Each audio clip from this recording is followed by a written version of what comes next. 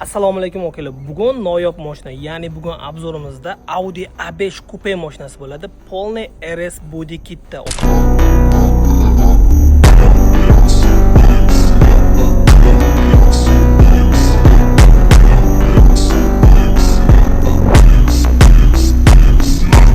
Mashinamiz 2009-yil ishlab chiqarilgan.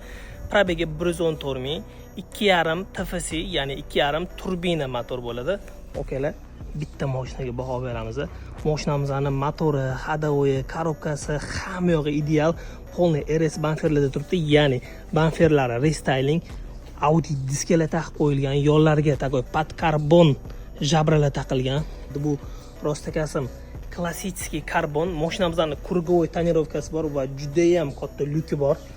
Orqa rakursda original karbon spoiler. Orqa rakursini ko'ramiz. Vixlab tegadigan original karbon RS restyling faralarda turibdi mashinamiz. RS5 Quattro polniy RS qilingan mashinamiz. Mashinamizning bit interyerini ko'ramiz. Mashinamiz polniy klimat kontrol zonasi, abagrev sideniyalari, yangicha restyling monitorlar qo'yib qo'yilgan. Holati xudo xolisa zo'r. Duxetapni pamit sideniya, detskiy rejim, hattoki bokovoylarni istadigan rejimlargacha bor. Mashinamizda dinamik, komfort, sport rejimlarigacha bor va mashinamizning holati ideal. Narxiga keladigan bo'lsak, narxi 17.700 AQSh dollari. Bemalol murojaat qilsanglar bo'ladi. Shaharda bitta bo'lib yurmoqchi bo'lsanglar, mana shu mashinani sizlarga tavsiya qilaman.